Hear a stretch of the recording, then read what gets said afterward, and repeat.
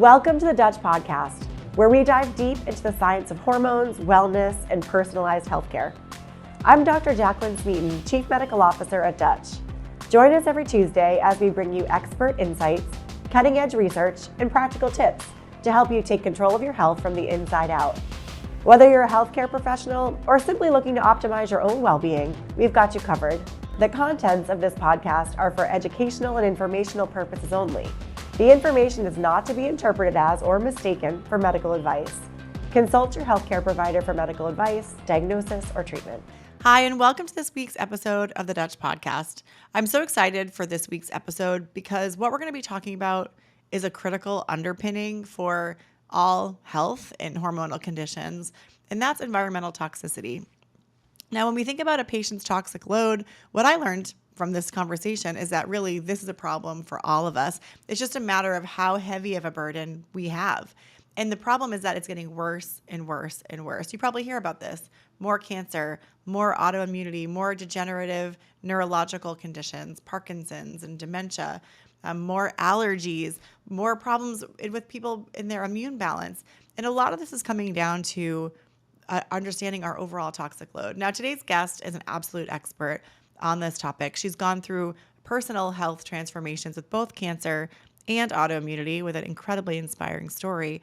But she's really transformed that into a real passion for being one of the leading experts to be able to help others on their journey. And really, I think the biggest takeaway from the pod today is that it's a really hopeful story for all of us. There's a lot of simple things that we can do. And Dr. Carnahan really shares with us what you can be doing to understand your toxic load, but most importantly, to make improvements for yourself and for your family. I think you're going to love this episode. My guest today is Dr. Jill Carnahan. She's a board-certified physician in both family medicine and integrative and holistic medicine with a special focus on complex chronic illness.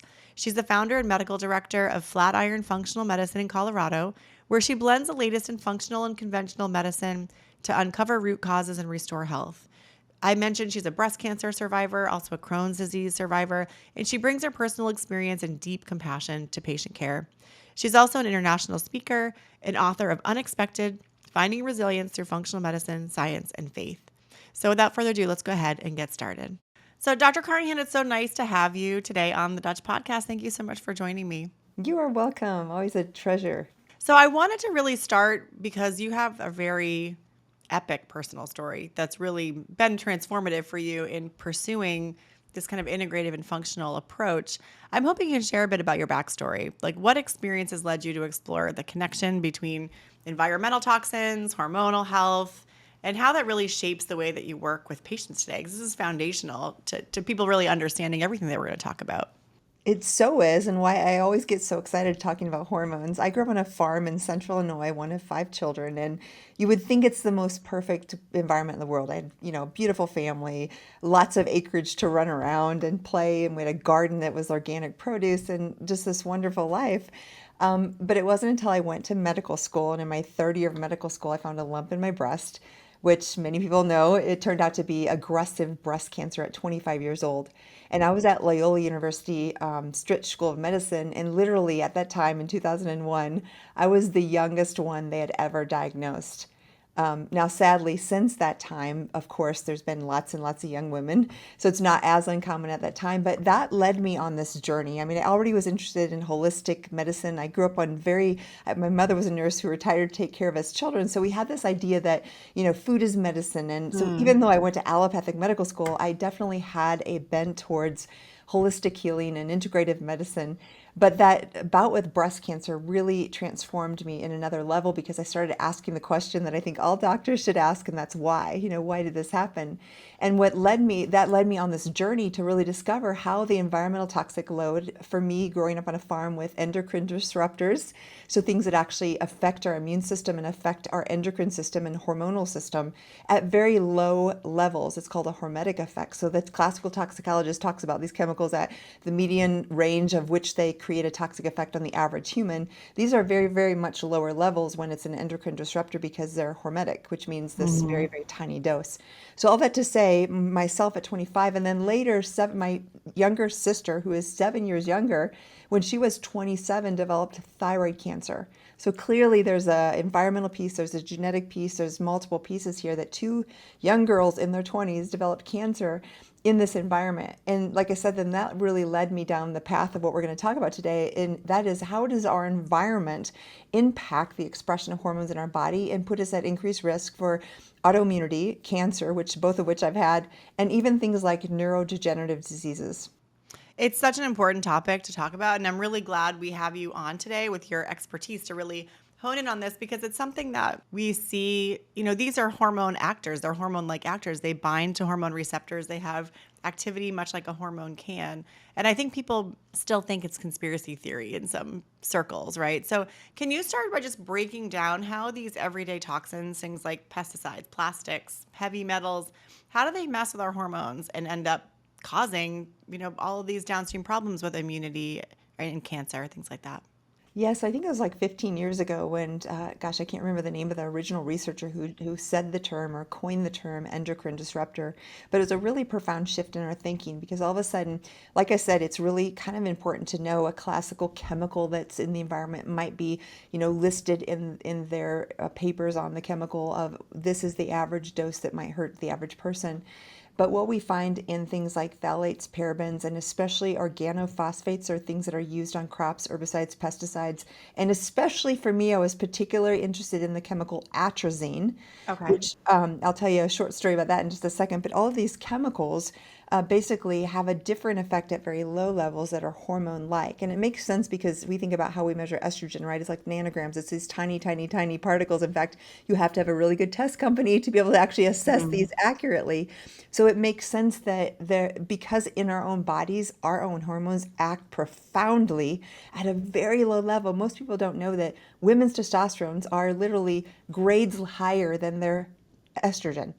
This tiny level, right? But the estrogen has such a massive effect on a woman, and too much in a man will as well. So what happens is these environmental chemicals are acting in a hormetic way so that our body thinks there's this extra hormone, and it can increase risk of breast cancer in women and prostate cancer in men and all kinds of other disruptions like irregular cycles, the rise in infertility. So I think at the forefront of functional medicine, we really need to be thinking about not only assessing our patients' hormones and optimizing them, but thinking about what else in the environment is acting on that body.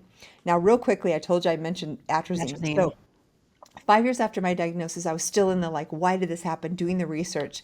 And I had remembered the work on Tyrone Hayes and Silent Spring. There's been lots of work on atrazine, specifically because they've seen the studies where there's runoff and there's literally frogs and Hermaphroditic. Yeah, yes, frogs that and fish. literally have no Crazy. normal genitalia because of Right. this. So I was like, wait, this is an endocrine disruptor. And then I started looking, and I looked in Illinois and in US of where it's used. And the map that came up, this is a few years after my diagnosis, was shocking to me, because right in the smack dab in the center of Illinois where I grew up was the highest use in the US. And then I went further to find out that in the European Union, the year I was diagnosed, 2001, it was banned. So now over 20 years, Europe does not use atrazine. I literally called my dad, who's a farmer, right? I said, Dad, do we still use atrazine in Illinois? And he kind of sighs and yeah, Jill, it's, used on the classical cornfields in Illinois, and it's still used. And that was 15 years ago. Literally today, when we're recording this, it's still being used. It's a tragedy. It's But unbelievable. that bigger frame is that these chemicals aren't regulated. We think we're safe. We think, oh my gosh, well, if atrazine is used, it should be safe.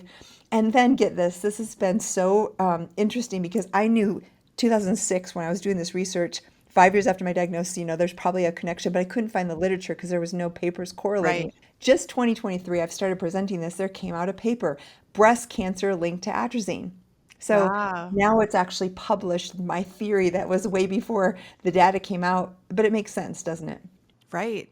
I mean, it's really interesting, and I want to double click on this because you made right away the differentiation between a toxin, really, and the way that these endocrine disruptors act, because actually you really the light bulbs kind of come on that the defense against these compounds is no, we've tested them and they're not toxic Yes. at those levels that are Yes. used. They're safe at these levels. They're not toxic. Can you again just maybe differentiate what's the mindset of the EPA with these compounds and where those safe levels are set, and what you're talking about here, which is within the safe limits, there are negative human consequences. Yes, and so great that you went right to the heart of the matter because that's it, really. There's this thing called a biphasic curve, and they've talked about it, the endocrine disruptor scientist, because what the classical toxicologists say is a toxic level, this chemical is at, say, I'm just going to randomly say a number, say 1,000 whatever Right. units, right? What we find though is maybe at 10 units, that has an endocrine disrupting effect. So no one's talking about not only the low level, but the synergy between chemicals which can combine. Like, for example, Roundup is way more toxic than glyphosate. We talk all day long about glyphosate, but the truth is when we put it with these um, uh, actually other chemicals that act as detergents, it becomes way more toxic. And then the new product that just came out is supposed to be less toxic. It's actually 1,000 times more toxic than the original. And these are all similar in the sense of how they interact. One more thing important, especially related to glyphosate, which is another chemical used on farms, is often we think about these effect on human cells. So that scientists will say, well, there's no effect on human cells. But what can happen is they can also disrupt the microbiome, which affects hormone production as well. And things like glyphosate and Roundup actually affect the microbiome way more than our cells, but they can cause things like lymphoma because it's so disruptive on that level. Wow. So when we think about hormones that get disrupted with these endocrine disruptors, my brain always goes to estrogen. Maybe that's where we have the most research, or we know that there's estrogen-like compounds. Are there other hormones that we know are impacted by environmental chemicals in the same way? Yeah, well, I just so funny because, like, literally in my mind, I'm picturing the Dutch Cascade because that's how we look at chemicals, right? We have Yeah. pregnenolone and progesterone and all these pathways. The biggest thing that happens, not only with toxic chemicals like endocrine disruptors, but also things like mold toxicity in the environment, is this enzyme called aromatase, which I'm sure you're well familiar with, and many of your listeners, is upregulated. So for both men and women, that will steal from our testosterone and make more estrogen. And I would say, in general, even though there are other effects, what happens is that whole pathway, number one, lowers testosterone. The whole pathway on the HPA axis may lower cortisol or initially raise it and then lower it, which then affects DHEA and production of progesterone.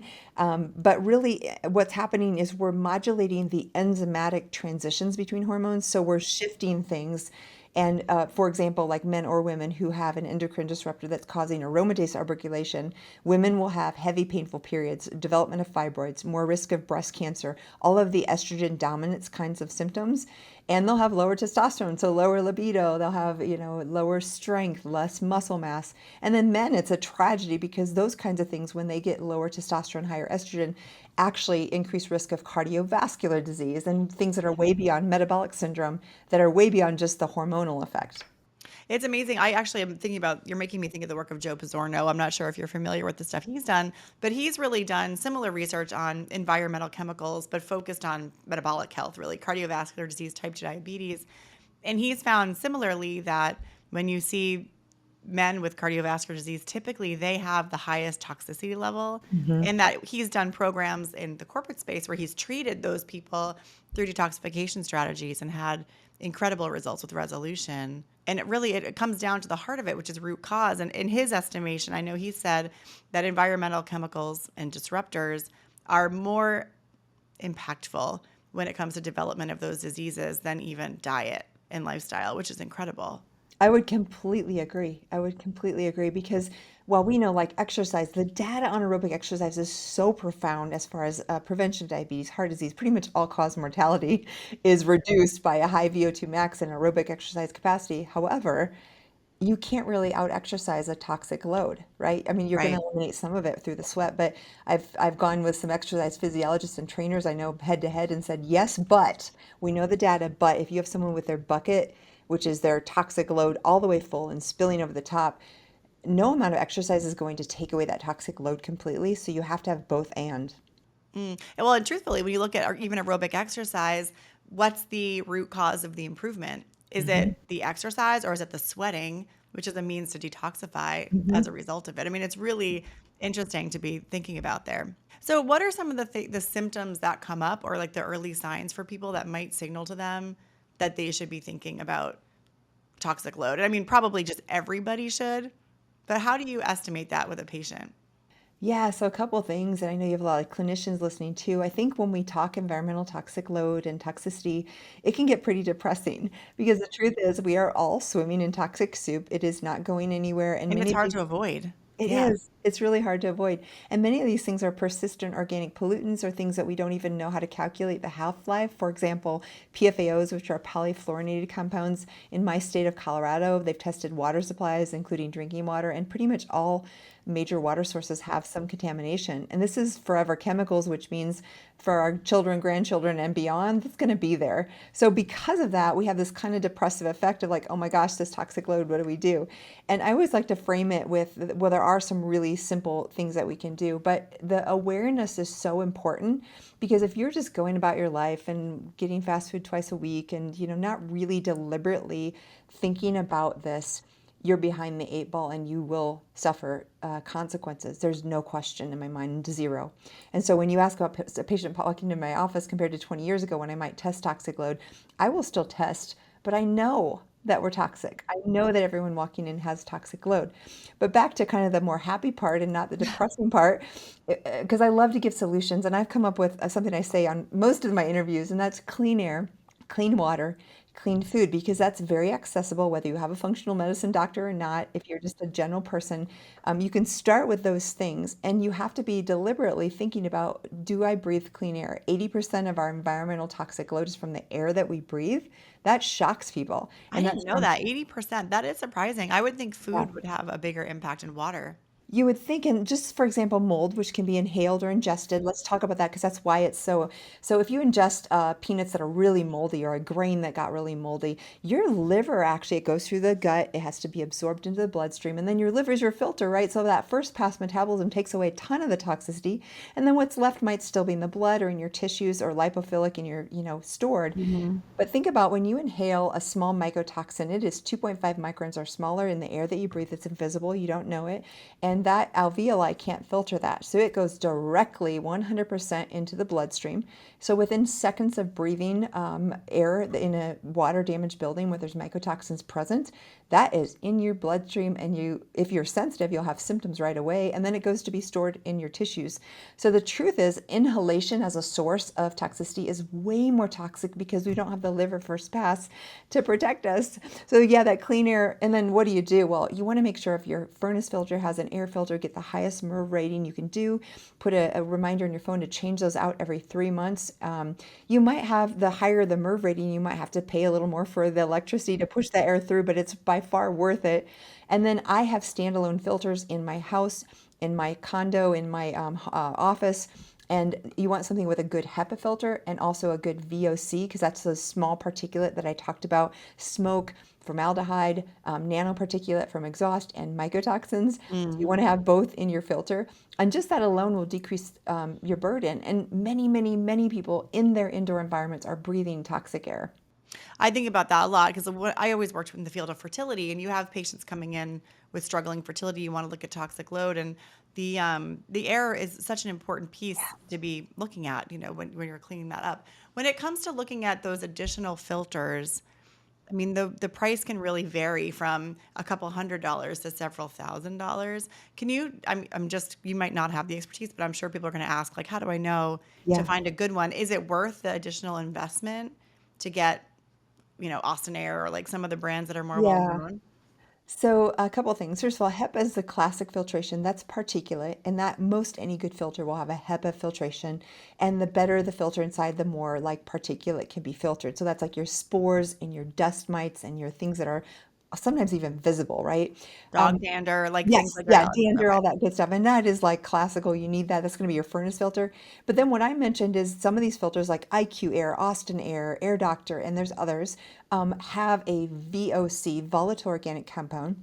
This is like smoke, formaldehyde, they're fumes. And so a classic HEPA filter will not filter the fumes. So I'm a big fan of getting something with both. How you would know that is typically it has a core that is carbon, zeolite, or some sort. It's almost like the binders we use for our gut, right? Same kind of idea and technology is there's a carbon core in that filter that pulls in those particulate that will decrease. Now you can actually get a handheld little meter. I have one, I travel with it, and it goes on my phone, and I can check the air quality, and I can check particulate matter 10, Wow. 2.5, 1.0, and VOCs.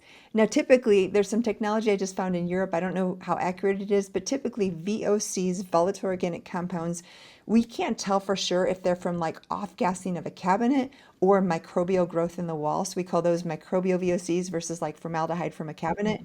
But you can measure on your little handheld meter if there is VOCs in your environment. And just for example, when we had the wildfires here, I was testing it and I was shocked. Like the outdoor air was so toxic. The VOCs were like in the thousands when that air was, and so people weren't even thinking about, I mean, granted, they weren't hopefully running in that smoke-filled air, Right. but I saw lab values and things change as if someone was in a super toxic, moldy environment just from the outdoor air, in the month around the wildfires. Where you would imagine it would be more like particulate Right, matter, right. larger compounds in the air, not It VOC. was and that's what's happening is those really small things. We don't see them. We don't really know they're there. We may feel a little bit of burning in our chest or something, but they're pretty invisible and they're super toxic because our alveoli can't filter them. That's really fascinating. So the air, obviously huge piece with air. Can we talk a little bit about water? Yeah, so clean air, clean water. Water is huge. And again, we take it for granted, but you need to be drinking filtered water. I just have been testing people, and some people are like, oh, tap water, city water, whatever. In my local communities, I have had them bring in the reports, and sometimes I'll find, not uncommonly, a way above normal level of some toxic compound. And they're not even talking about that. The city water just ignores it. Like it's shocking to me. Do And they even so test for a lot of the compound? Like they're not testing for like atrazine, glyphosate. They're only testing for a small panel typically. correct, Yeah. correct, correct. And even that small panel, sometimes I'm like perchlorate. In a community not too far from Boulder here, I found a lot of that, and my patients were testing high for perchlorate. I'm like, oh, it's in your drinking water. So all Mm. that to say, you must filter your water, and it can be a simple. I'm in a condo, so it's hard to install a whole house filter unless I have a house. So I have a fridge filter. It's very simple. It is not expensive, but it is one of the best things. I don't do any cooking or drinking unless I'm using that water. You can get some of those standalone filters in your kitchen. If you have a home and can install a reverse osmosis or a whole house filter, that's even better because, of course, bathing in this and showering in this isn't great either. But the reverse osmosis takes out the minerals, so you do need to make sure you're getting a mineral supplement or a mineral some form of that so that you're not depleted because a reverse osmosis filter will give you a very acidic product, like an acidic water, and that's not great for bones. So that's kind of like this. Hmm. And then plastic water bottles. I mean, we've all heard now microplastics. That's another endocrine disruptor that is just shockingly becoming common. I'm sure your listeners have heard that we all Oh, have like a sure. credit card size of plastic that, is in our brains, which is insane. But really avoiding plastic water bottles and even the cleaner plastics. I think plastic in general is plastic. So even BPA free ideally should be avoided. Yeah, I always tell people the story where like when everyone realized BPA was a problem and everything became BPA free, they were typically utilizing BPS, which turned out to be even worse than BPA. And that's the way you need to think about it is like if you identify one compound that's a problem and you eliminate it, but you don't remove the category, you're probably not making the same impact that you need. Totally agree. Yeah. And again, these things are just, they're not convenient, right? We're used to convenience. And Hmm. I think that's what's taking us down the wrong path. So you have to be a little bit deliberate about, I'm going to put a whole house filter in my thing, or I'm going to get an air filter in my house, or the things that we do. So that's clean air, clean water, clean food. This could be a whole lecture, but the bottom line is just really getting back to whole food, real food. And I would rather have you go to your local farmer's market and get food that's not certified organic, but they don't use chemicals, than to ship it from California 2 weeks in a truck, the organic blueberries that look perfect. We are so used to perfection, right? We have this image of the world that the blueberries are all the same exact size and the apples are all these huge engorged with sugar kind of things that are monstrous. The chicken breast, right? That's not normal. If you go to a real farm, you have eggs of 20 different colors. You have apples that are little tiny, but they're so sweet. And I like, let's get back to real food that isn't perfect. And however that looks to you, if you're local, if you grow it yourself, if you go to the farmer's market, if we can get engaged with our communities and as much as possible, if you can get what they call CSAs where they deliver the Yeah. local, that's even better. But any way that you can engage in the land, because as me growing up on a farm, over the years, I used to say autoimmune disease begins in the gut, which is a, environmental toxic thing. Now I'm like, no, it starts in the soils. So we need to be like thinking about farms, thinking about farmers, thinking about where we get our food, and not be so stuck on perfection because it's such a disservice to our health. I love that suggestion. I've never heard that before, but I think you're so right. Like focusing on the diversity. It's okay if it doesn't look perfect, and really focusing on the farm and the soil health. When it comes to food, I often hear the pushback of like, oh, it's way too expensive to buy organic. Can you speak to that a little bit? Like, how do you guide patients to make the decisions that are going to be most impactful if they're on a budget? I would love to, because guess what? It's expensive if you want convenient. That's all it is. We want a prepackaged, cut up, prepared. Like you think about most of the vegetables now, not too many people buy these bulk big heads of lettuce and cut it themselves. They're buying it cut up, prepared, pre-washed in a thing, and it's costs more because it's easy, right? Same as so say you go to the real farmers market. I come home with dirty bunches of stuff that is totally, and I spend 2 hours washing, cutting, trimming, getting rid of all the whatever, and then sometimes I'll use the carrot tops for a salad and figuring out what I can do with this vegetable. I don't even know what it is, but those things are inconvenient. And so we pay for time. So the truth is, if you buy bulk rice and beans and you buy bulk from your CSA, you will save money over the typical Whole Foods or alfalfas or whatever sprouts you name the market. You're going to save money, but it's not going to be convenient. And we have to get used to being inconvenient in order to save our health and the health of our children, really, too. Well, it's like you're going to invest on the back end with healthcare, or you're going to invest time and money on the front end with, preparation and Yeah. really making sure.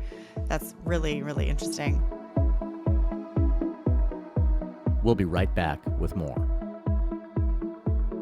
If you're already running Dutch tests in your practice or thinking about it, there's never been a better time to become an official Dutch provider. Why? Because we go beyond lab testing. Our provider community gets exclusive access to clinical education, in-depth report interpretation training, monthly case reviews, and one-on-one clinical support. Whether you're just getting started or looking to sharpen your functional hormone expertise, we give you the tools to grow. Join thousands of providers already making a difference. Visit DutchTest.com today. We're back with the Dutch Podcast. So I want to talk a little bit about mold, because that's an area that I've just seen growing in the functional medicine and integrative medicine space in the last maybe 5 years, the awareness around mold toxicity. And now I think there's some kind of established protocols, and we've gone through the trial and error period. We know a little bit more. Can you just start at the top with that? Like, how did we start to pay more attention to mold, and why? And where are we at now with evaluation and kind of management? How big of a problem is it for all of us? Yeah, gosh, it's shocking and it's increasing because people are suffering more than they used to. And I can tell you kind of the reasons behind that. My story began, I got through breast cancer and Crohn's and all healed and doing well. And then in my workplace, in my office in Boulder, after this massive flood in 2013, a place that was already kind of borderline developed mold in my basement of my office, and I got really sick. So once again, I was like, okay, I have to figure this out. And I had Stachybotrys, which is a really nasty black mold growing in the basement in the crawl space under my office. I literally had to leave, and not everybody has to leave everything, but in that office, I left all my books, started over. And that began my journey to be the mold expert and realize, wow, this is really this hidden thing and affecting more people than we know. So what happens with mold is typically it's invisible behind a wall in a space. And I would say 95% of patients, it's not like they're seeing a massive growth of black mold on their wall. Most of them, if you say I see the signs and symptoms like new onset of autoimmunity in a new environment, or brain fog, or fatigue that doesn't make sense, or urinary mycotoxins positive, and I ask them, do you have mold in your home? Most of them say no, right? They have no clue. So the key is thinking about where could we have water intrusion in this envelope of a building. So could it be that we had a dishwasher leak and we cleaned it up, but there was still water under the floor that never got cleaned up? Could we have a fridge line that leaked? I've had tons of people who are like, well, I have a new house. There can't be mold. And that is so false. I've seen multiple cases where the person who's installing the cabinets drills right through a pipe in the kitchen. No one ever knows until 8 years later when there's a massive black mold in the wall behind the cabinets from that leak over time. And things like bathtubs you spill over, or I've seen lots of contractors that don't put a proper vapor barrier in the seat of the shower or behind the grout, and there's leakage from that grout, which is actually porous. People don't know that grout is porous. So if you don't have a vapor barrier, then it goes right into that drywall and creates a mold source there. Things like attics that are not properly sealed and there's condensation. In Colorado, where I live, there's less moisture, but crawl spaces are a thing. And if there is microbial growth in a crawl space and your furnace or your air conditioner or your air sources for the home are in that crawl space. And again, I could go on, but as you can see, there's all these little things where we can have water intrusion. And anytime there's water intrusion on a source like drywall, which is like cardboard, right? It's like fodder for mold. Within 48 hours, if it's not cleaned up and there's a water source, you're going to have microbial growth. So it's almost guaranteed. And if you have a leak or a basement flood, if you don't clean that up 100% within 48 hours, you're pretty much guaranteed there's going to be some microbial growth. So that's the framework. And like I said, even new homes, even homes that are multi-million-dollar homes, they are not safe from the fact that mold can grow. Now, what's happened is we've had quicker construction. If you look at the news, there's hurricanes, there's floods, there's damage. Right. In the weather systems have really disrupted things. And then we've also had lots and lots of things that actually cause microbes to be sensitized, for example, 5G. And this is no conspiracy. I mean, they've shown with a classical router and 2 Petri dishes, if you put those under a router, one shielded and one not, the one that is unshielded will have more production of mycotoxins because it's an organism that feels the threat of that electromagnetic frequency. Fascinating. I wonder if that contributes to because there's such higher pollen counts right now as well. Is that the same where plants are maybe disrupted and releasing more pollen? I think so. I really think our environment senses all these changes. And even ticks, right? They're becoming more and more in the suburban areas because we're encroaching on that area. And so whether it's infectious diseases or toxic exposures, I know I'm seeing. So I think what's happened, your original question was, why are we hearing so much more about it? I think there truly is more mold growth than there ever has been before. I think that there's more people realizing they don't feel well and they're wondering why, and they realize mold could be an issue. And then it's just more as it's being talked about. I often will just ask people their history. When did you last feel well? Mm-hmm. And then if we have this timeline of, 2018, I moved into a new house, and ever since then I haven't been feeling well, where there's a change in environment, then we know there's probably some environmental toxin of some type, mold is at the top of the list, that might be affecting their health. You would could get goosebumps to know, but our house, we built a new house in 2020. And we had a pipe leak or a pipe burst, right? And our builder came back. It was right when it happened. And it turns out that the plumber never sealed the 2 junctions of the pipes, and that's when it came apart. And then we got a bathroom leak, below a bathroom, same thing. And then a third bathroom, same thing. And we realized that none of the joints had been properly sealed in the plumbing. Oh no. Yeah, that's the thing, it's so, because people all the time, well, I have a new house. I know, but yeah, brand new house, beautiful house. Yeah. We put a lot of money into getting it perfect for us. And here we are trying to deal with all that. It does happen is my point. It happens all the time, which is so scary. It is. It really is.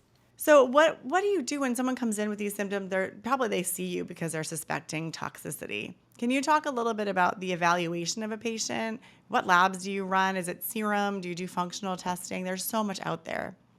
Yeah, I love that question because I always like to talk about, because again, someone listening might be interested, whether you're a practitioner or a patient or whoever in between, and you may not have access to someone like me who does functional medicine. But the most important thing is if I'm a doctor, I'm taking a really good history, just like we talked about, a timeline. If you're a practitioner, you want to get a great timeline, and that's free. And if you're someone listening out there who's just what's going on, write down all the things in your life when you last felt well, what happened then. It could be a stressor, a divorce, a death in the family, a change in environment, because often you can put together some clues as to what things might have affected your system, and especially hormones and all that. Our menopause hit, right? So those things will kind of give you clues, and that's free. And honestly, nowadays, I would say 100% of the time, I know before I've done any tests with quite a good assurance if this patient has mold just from their history. The second thing that's free is a visual contrast test, which can be done online or in person. We do them in the office. You can do it online. It's called VCS, Visual Contrast Study, and it tests the acuity of light and dark in your retina, and that is affected by mold. And it was originally developed in the 1940s as a biotoxin, for the armed services to detect, so they could tell if they had had exposure. So it's not specific for mold, but if that's abnormal, it's one more clue that's free. You can do it yourself online at home to say, okay, maybe this is an issue. So those are free. Then when I see them, I'm getting this good history, and then usually I'll do a couple things. Number one, I do like urinary mycotoxins and total toxic load, and there's several companies that do that now. I think Great Plains does it. I think Vibrant still does it, and there may even be another one out there. And this is pretty much a urinary test. We used to have access to both blood and urine. Now there's not a good functional lab that does both that I know of, but it's a good screening, and you can kind of get an idea of the exposures. And then blood work, I still do a lot of the cytokine markers. We used to call it Sears chronic inflammatory response syndrome, coined by Dr. Shoemaker, and that would be things like TGF beta, ADH and osmolality, VEGF, VEGF, MSH, C3A, C4A, things like even anti-gliadin antibodies or immunoglobulins, and then of course just CBC, CMP, and hormones always are in the mix. I still do the Dutch on almost every single patient because I want to assess their entire hormone milieu. So we have the blood work, the total toxic load in the urine. I usually do that with organic acids. I often will be doing a stool test just to assess the microbiome, and then the hormonal, and that really is a good groundwork for most of my patients. How important is the microbiome in our ability to detoxify and transform these compounds? You've mentioned it a few times. Yeah, I love that you say that because sometimes we're like, oh, that's just this thing in our gut. But it's so interactive in our environment, and it changes with hormonal effects. Like when we go from, menstruating women to menopause, our microbiome changes. Men also go through some changes, and it really does. So things like glucuronidation happen through the gut microbiome. So if we don't have that, that's a phase 2 liver pathway that we must need. And in fact, it's crucial for mycotoxins in particular. So if we don't have the kind of microbes that help us with glucuronidation, we are impaired in our ability to excrete and eliminate toxins. So basically, just a tiny tutorial. Most toxins are lipophilic, which means they get stored in our tissues if we have a long-term exposure. And to get those out, we kind of have to go reverse. We have to get them out of our tissue. We have to mobilize them through exercise, through sweating, through infrared sauna, through glutathione, IV, oral, etc. And we're moving those out of the tissues back into the blood, where our kidneys and our liver can then filter them. The liver is a primary filter, obviously. It takes it from phase 1 to phase 2 into a water-soluble metabolite, which is then excreted in the bile. And then the bile just squirts out with our meals and between meals, and it also holds cholesterol. And that's why a lot of the binders and things we use will be either bile acid binders or will be cholagogues that cause more excretion of bile, because the more we can get that bile flowing into the intestine, and then if it's toxic, actually bound out by clay or charcoal or glycomannan or cholestyramine and pulled out through the stool, that's one of the main mechanisms of detoxification. It's interesting because was reading more about beta-glucuronidase, and I think providers think about it when it comes to estrogen detoxification, but don't realize that it's an important step for biotransformation and elimination of like most other environmental toxins as well. Yeah, literally all mycotoxins, which is crazy because there's like a lot of variety in how they're detoxified. So alpha toxin versus ochratoxin, versus trichocethenes, but all of them use glucuronidation as part of their pathway, which is kind of crazy. So you can assume that has to be working to some extent to detoxify from mold. Yeah, so understanding if you are expressing a lot of beta-glucuronidase, which would basically clip that and make that compound reabsorbable, feels like a critical step. It impacts estrogen too, which is why we talk about it so much on Dutch, but a really critical step in being able to get well. Are there any patterns that you typically see on Dutch test in patients that are more toxic? Yeah, so we talked about aromatase, so you can clearly see in both men and women where their testosterone's low normal, DHA is usually low normal, and they're over estrogenic, so their E2 might be extra high. And I don't know that there's always a correlation with 4-hydroxy, but I have seen a percentage of patients who are making more of the more toxic metabolite 4-hydroxy, and they're doing less of the methylation for the 2-hydroxy. So I would say the most common is excess estradiol and excess 4-hydroxy and a deficiency of the 2-hydroxy pathway. Fascinating. And what about cortisol and HPA axis changes? You had said before you sometimes see an elevation, but then a decline in cortisol. Yeah, so I would say initially, especially in a normal, otherwise healthy individual, you're going to have a hypercortisolemic and hyperinsulinemic response, which often causes weight gain, like sudden 20, 30, up to 50 pounds in a few months. So often that will be this hyper response of cortisol, and you can see that on the Dutch as well. Usually, free cortisol is higher than cortisone, but you can see, any sort of pattern. I would say that's more common. And then over time, you can see the depletion. So what happens with a lot of the mold toxins, especially things like mycophenolic acid, is they're very immunosuppressive.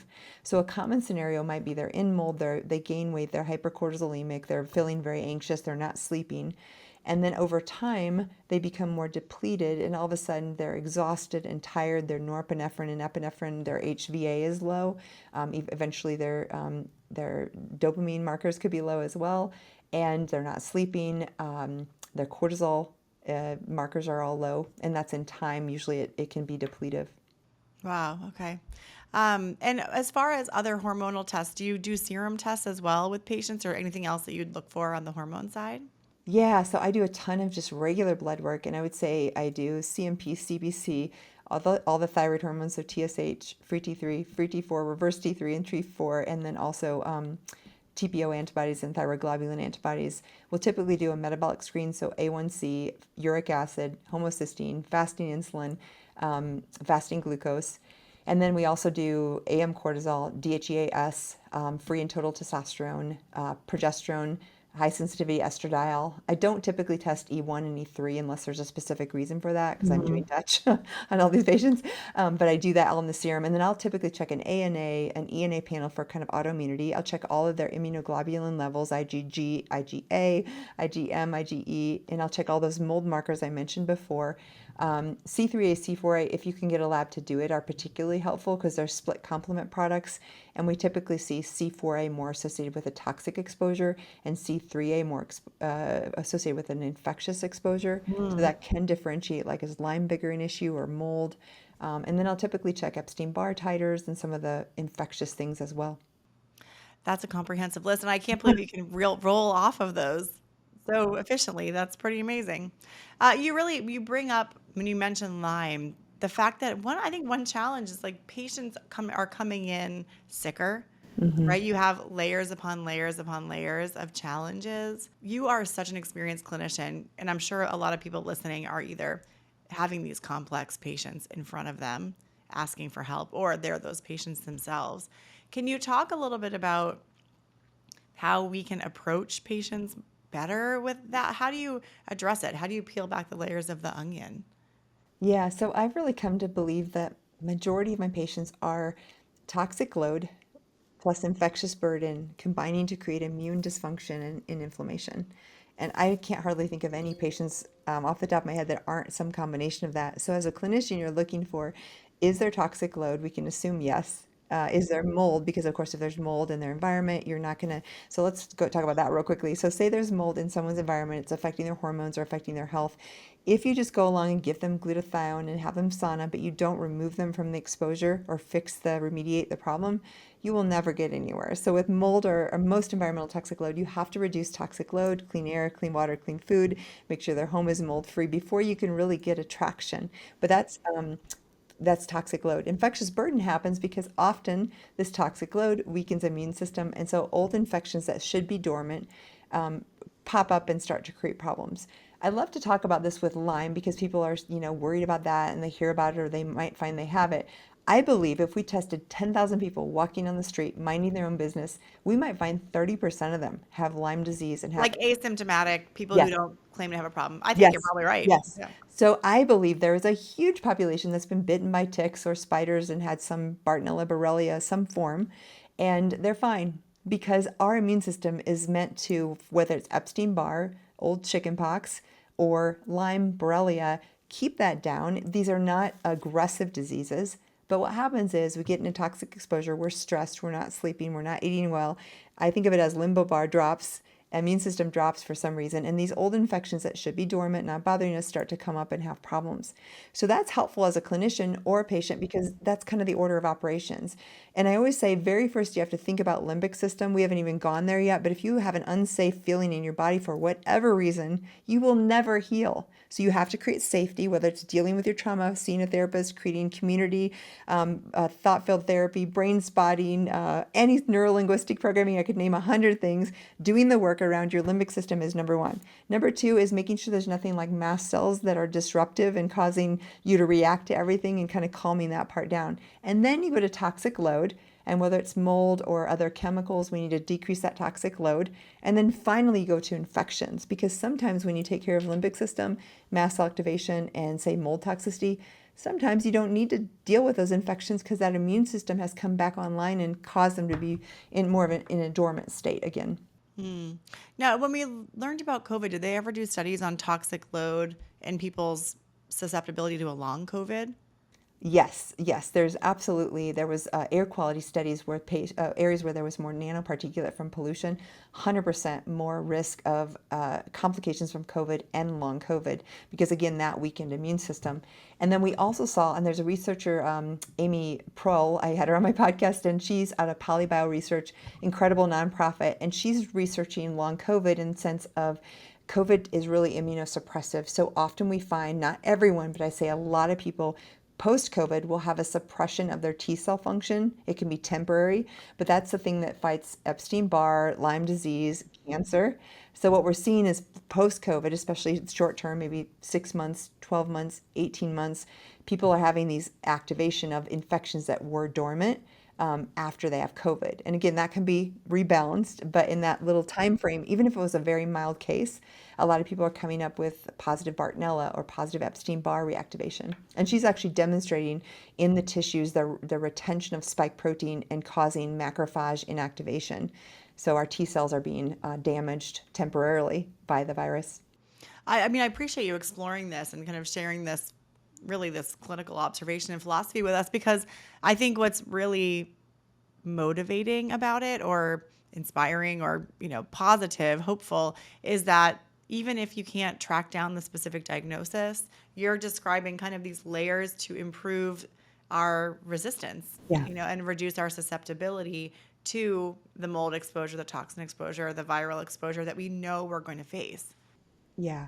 And that's what I love, because even if you don't have a functional doctor or you're suffering, if you just start with clean air, clean water, clean food, put in a few things, like maybe you do sauna once a week, or I do Epsom salt baths every night, or things that are just accessible, that getting food from your local farmer's market, like these things do matter, and they're accessible to everyone. And yeah, we may have to prioritize a little bit more money for this thing or food or whatever, but in the end, you pay the farmer or the hospital, right? And you can choose in the beginning of doing those things that'll keep you out of the hospital and having a long health span.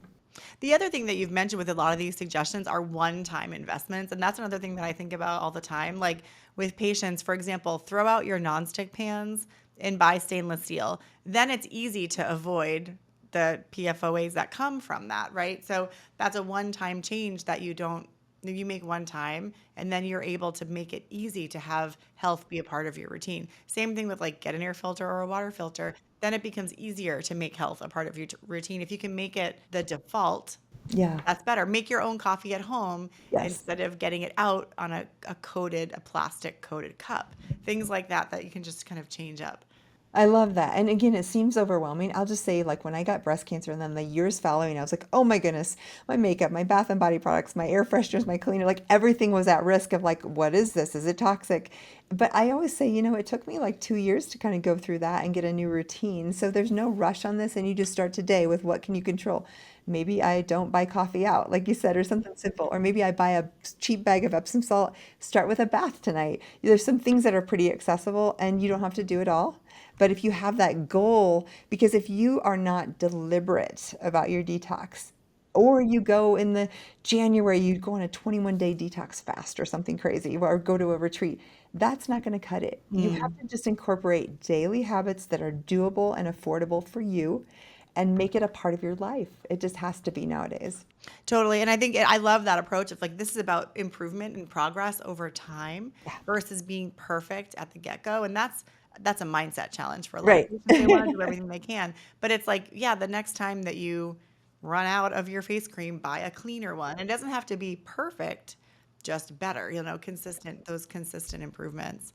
What has really caught your attention lately in the research around this topic? Like, what's the most kind of the newer pieces that have been cutting out? You mentioned the research post-COVID, which is fascinating. Is there anything else that's really caught your attention that's been a new learning in the last year or so for you? Gosh, the COVID stuff is big because obviously we're all still being affected. It's going to be like the flu now, right? We're just going to kind of get it. Yep. And I think the biggest thing in that bucket is that it can be a very mild case, like you barely know you have it, or you have a cold and it's 2 days, and you can still have pretty profound immunological sequelae. So it doesn't matter how severe the actual illness was. Age also doesn't matter. Granted, the extremes are more at risk, but that also doesn't matter. So that's a big deal. I think the biggest thing is our toxic load is just exponentially increasing. And this isn't to have fear, but back to my point just a few minutes ago, we have to be deliberate. We have to be deliberate about our homes and our food and our water, and start with what is easy in front of you. You don't have to do it all.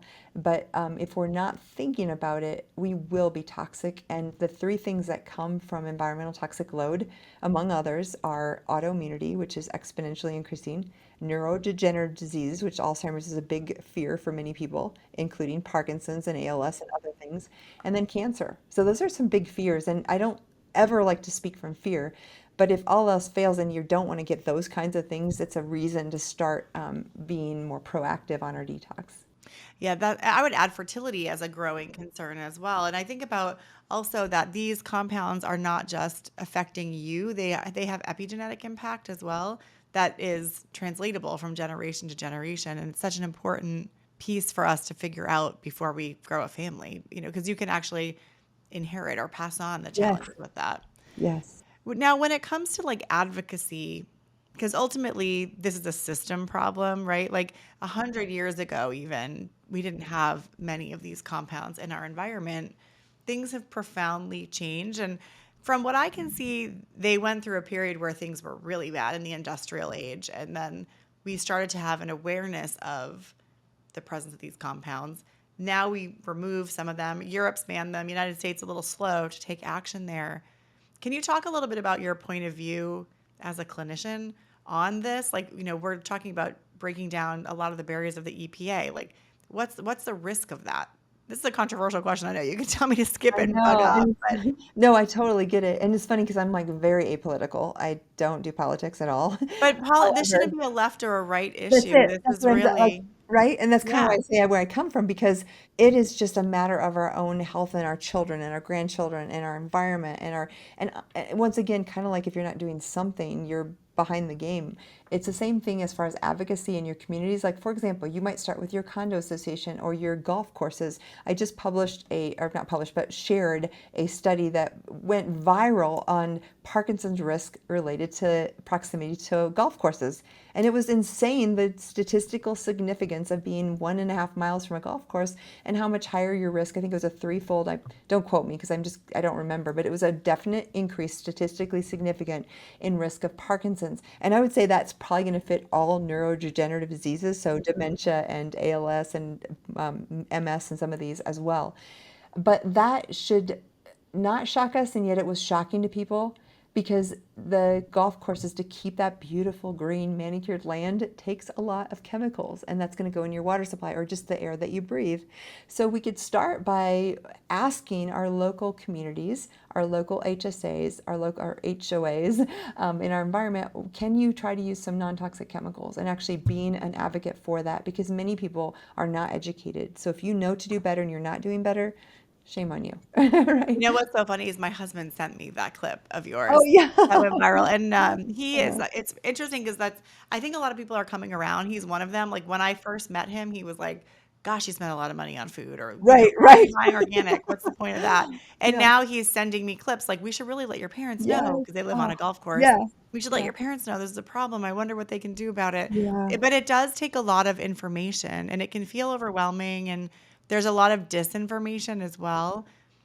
But I love the chance to talk with you because you are seeing the patients who are most effective. And while right now we might be seeing the people who are most sensitive, most susceptible, and seeing problems first. But ultimately, if your problem's going to get worse, we're probably all going to be affected. That's it. And you mentioned fertility. I mean, that should be a really scary indicator how much the rates of infertility in men and women are rising. It is directly related to toxic load. It absolutely is. It's such a core microbiome and toxic load are just, I mean, Yeah. you could honestly help the majority of people if we could get them thinking about Honestly, agree. Totally agree. Yeah. Looking ahead, what do you hope future research will continue to explore so we can better understand and help people? Oh, that's a big one. I think like biohacking has taken off, and I don't even love that word, but I think one of that is like, what can we do that is in our homes and every day? And again, it could be as simple as it doesn't have to be a fancy machine like PEMF, but maybe it's a bath. Maybe you take an Epsom salt bath. I keep mentioning that because that's not expensive. It's not hard. Most people have a bathtub in their home, and it's so profound. Like I don't go one day if I can help it without my Epsom salt bath because I feel so much better. So I think the future is just getting this to what I've seen is a shift over my 20 plus years of practicing where the doctors had all the authority and all the information. Information is free now. With AI, it is accessible to everyone and deep, high research information. So we should now be able to be our own advocates in a whole different way and actually at this ground level, this community level, be making these changes because now we have the information and the devices and the resources to do that. And so I think that's what's going to happen. And in fact, even in my practice, I have patients that come in, I'm so open to learning. And often they'll be like, hey, did you hear about this device or this thing? And then I'll go research and be like, wow, that's amazing. And so as we're more all equal and learning from one another, I think that the average patient will be so much more empowered. And that's what I hope to see. I love that. And I want to really end with giving you the opportunity to talk about a huge project that you've been working on, which is a documentary called Dr. Patient. Tell us a little bit about this documentary, what inspired it. Obviously, it was a tremendous amount of work to be a part of this. Thank you. It has been and it's not even profitable. That's not why we did it at all. Documentaries don't make money and we probably never will make the investment back, but I had a passion to inspire and impact people on a level that was this emotional so they could actually see a story, hear what I've been through and some of my patients because there's nothing like I realized like even writing my book, that's one way but when you see a movie and we all remember a few movies in our life that like it changed our life on perspective like that day I was 14 and watched ET or whatever it is like right these things in our lives. So I realized that media had a power to impact people to make change in their lives more than many other things. And I don't know anything about making movies, but I had the faith to believe it could happen and it did. And so now it's on Amazon Prime. It's free on YouTube and Tubi with commercials. And so it's really available for people. And I just found it's a really great way to inspire people to understand they can suffer, but they can also transform in that process. And I think somehow we all have stories, right? When we tell our story, we give other people permission to be in the weeds and figuring it out, but also so that they know that they too can overcome and they too can transform suffering into something that really not only fixes their own health, but can spill over. I can't tell you the number of people who walk into my office and maybe I've been working with them for 3 or 4 or 5 years and they're like, Dr. Jill, I just went back to nursing school. I just got a coaching thing. And I literally cry every time because I'm like, wow, you took your suffering and your healing and now you're going to help other people. There's nothing that excites me more. And that's the energy behind the documentary. That's amazing and really transformative. And thank you to you because you've done that yourself. And I think especially coming from a medically trained background, to be able to speak from that point of view, it's so relatable because for those that don't have a background like that and maybe have questions about what have I done to cause this? What are the root causes here? To know that that can happen for anyone and then to see you model that transformation is incredible. Thank you. Yeah. Well, I really have appreciated having you on today. If people want to learn more about you, we'll put links in the show notes, but what's the best way for them to reach out to or connect with you? Oh, thank you. My main website has links to the movie, the book, my blogs, and that's just my name, Jill Carnahan, CARNAHAN.com. Wonderful. And we will follow you on social. You're on social prolifically, so you're always sharing really great, valuable content. Thank you. Well, thanks so much for joining me today. And for those of you listening, really appreciate you listening in as well. If you liked what you heard today and you want to hear more from us, we release a new podcast every Tuesday. So we invite you to subscribe to us at Dutch Test on any of the platforms that you follow for the Dutch Podcast and also on social at the Dutch Test. And we will see you next week. Thanks for joining us on the Dutch Podcast. Join us every Tuesday for new conversations with leading functional health experts. If you like what you've heard, be sure to like, Follow and subscribe wherever you get your podcasts.